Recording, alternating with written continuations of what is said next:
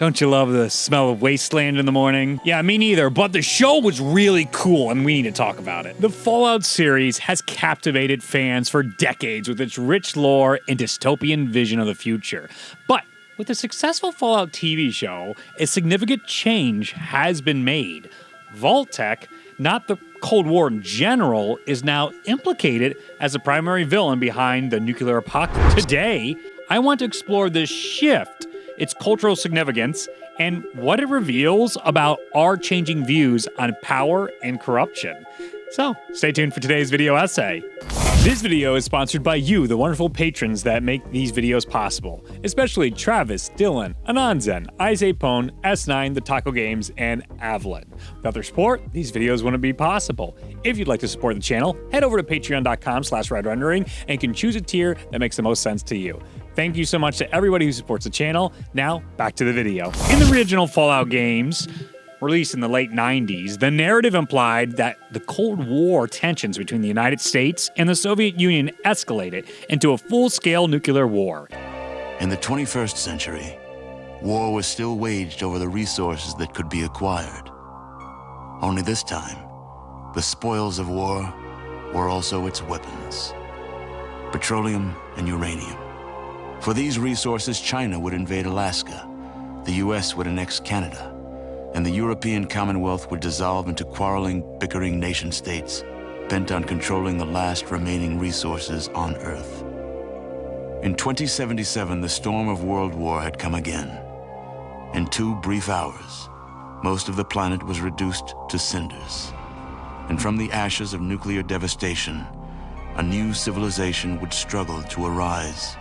The Cold War, a period marked by intense rivalry and mistrust between the world's superpowers, provided a fertile ground for stories about nuclear devastation. The idea of world-ending war between nations was a direct reflection of real-world fears that many people had lived through at that time, and it spawned so many incredible shows. So let's fast forward to present day. When the Fallout TV show launched, it took a very different step by shifting the blame of the apocalypse from international tensions between Russia and the United States or China to the nefarious actions of Vault-Tec. Guarantee results by dropping the bomb ourselves. This change suggested that Vault-Tec deliberately triggered the nuclear holocaust to further their own sinister agenda. But why make this change? To understand, we need to look at how our cultural villains have evolved. In the 90s, the shadow of the Soviet Union loomed large, and our stories often reflected that. Typically, they were the bad guys. Today, however, our distrust has shifted towards powerful corporations. In recent years, we've seen a growing awareness and criticism of corporate power and its impact on society. From environmental disasters to economic inequalities and data privacy issues. Don't even get me started on that. Ugh. Corporations have become the new antagonists in many people's minds. And it's not hard to see why. The average person feels like they are struggling while corporations are parading around with record profits and what seems like endless scandals that never feel like justice wins in the end of these scandalous events. This shift in perception is reflected in our media and storytelling, where once the enemy was foreign superpowers, today it's often the faceless corporations that we hold accountable for societal issues, or the faces of those super billionaires who funded our mega corporations. This change speaks to our current fears and frustrations with unchecked corporate influence. We have seen it infiltrate the highest levels of the American government. And at the time of writing this in July 2024, it is terrifying to see how deep the corruption has gone, all thanks to money being protected as free speech in the court ruling Citizens United versus the FCC. I can't help but feel like corporations have divided Americans against each other in ways that currently teeters on the destruction of the American Republic at times. Whoa, isn't that terrifying? That level of fear, though, is the same as what my parents experienced while living through the Cold War. I find it really interesting that we can share some of these experiences with our parents and understand history repeats itself and time continues to change. And as time moves on, the names might be a little different and the details might differ from story to story, but sometimes history repeats itself. Maybe not exactly like poetry. Uh-oh, cue up the George Lucas! It's like poetry, so if they rhyme. Every stanza kind of rhymes with the last one. Hopefully it'll work. You tell him, George.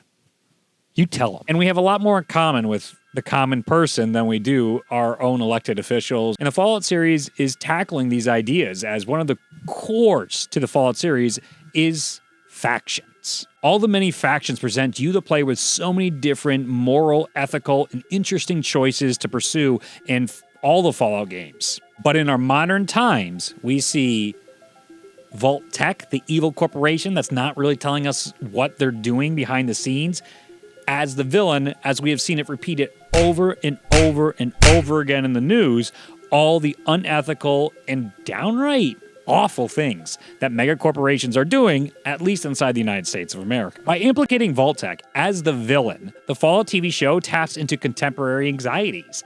It frames the apocalypse not as an outcome of political ideologies clashing, but now as a result of corporate greed and manipulation. It's exhausting that the line always has to go up and be steeper and steeper year after year. This narrative decision underscores a broader commentary on how we view power and corruption today, which is fascinating to think that maybe corporations have more power than political ideologies. It suggests that the real threat to our future may not come from external enemies, but from within, from those who prioritize profit over humanity. A lesson that the average American has learned with ease if they have ever worked for a corporation for more than a week. So I'd like to speculate a little further. This change might also serve as an update to the Fallout universe for a new generation. It keeps the series relevant by addressing modern issues and resonating with contemporary audiences. Like, how many kids today even know what the Soviet Union is or care to learn about it? Obviously, it's something that is important and historic, but as I continue to grow up, I understand that people just don't care. They really don't care what happened to the past, and if it doesn't directly affect them in this moment right now, and they can't see a straight line to how it affects them, people don't care. I kind of view it as a good thing that the series is able to evolve with the times. And as we see, almost a golden era of video game adaptations is occurring. All of a sudden, The Last of Us Part 2 and the Mario movies are going gangbusters while the Marvel movies flop. This is a far cry from some of the terrible video game movies that have been adapted in the past 20 plus years. Fallout TV shows was a huge breath of fresh air, and I absolutely adored it and its change and ideas. Now, this change also adds depth to the Vault-Tec mythos, transforming them from a mere background element into a central antagonist.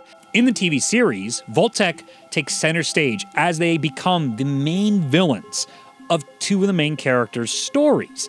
Their entire arcs are surrounded by uncovering the evil within Vault-Tec. The decision to villainize Vault-Tec in the Fallout TV show reflects our changing views on power and corruption.